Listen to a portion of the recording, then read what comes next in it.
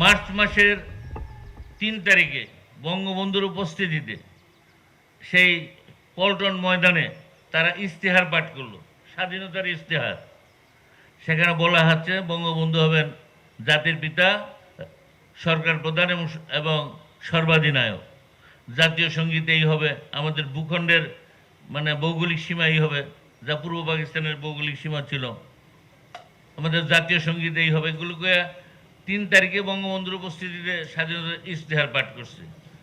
তাহলে ওইটা তো স্বাধীনতা দিবস মানতে হয়, আনুষ্ঠানিকভাবে ঘোষণা। এগুলো এই জন্যই মানা হয় না। কে আমরা কোথায় থেকে কি বললাম না বললাম, কারণ আমাদের এটা বলার অধিকার, এখতিয়ার আমাদের এই বৈধতা ছিল না। কারো বৈধতা ছিল একমাত্র বঙ্গবন্ধুর, এটা গায়ের জোরে নয়। 1970 সালের নির্বাচনে ভোটের মাধ্যমে মানুষ তাকে এই ম্যান্ডেট দিয়েছিলেন। সেই জন্য বঙ্গবন্ধু যা বলেছেন, আদেশ করেছেন বা যে কথা বলেছেন, সেটাই হচ্ছে একমাত্র বৈধ ঘোষণা। এই যে জামাত ইসলাম, যে রাজনৈতিক দল হিসেবে বলছি না, তার যে প্রতিষ্ঠাতা মৌলানা মওদুদি, উনি কংগ্রেসের পক্ষে ছিলেন।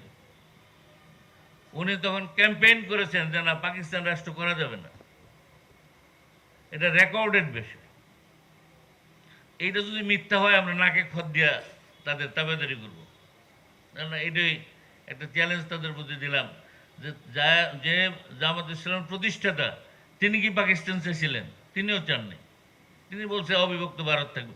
এখন তারা পাকিস্তানের আমলে সোল এজেন্ট হয়ে গেলেন, যেন পাকিস্তান রক্ষা আমাদের করতে হবে। এই রক্ষার নামে যা করেছে সেটা গণহত্যা ছাড়া আর কিছু বলা যায় না। এইটাই জাতির দুর্ভাগ্য। যারা দেশ আনে তারা টিকতে পারে না, যারা বিরোধিতা করে তারা এই দণ্ডমুণ্ডের কর্তা হয়ে যায়।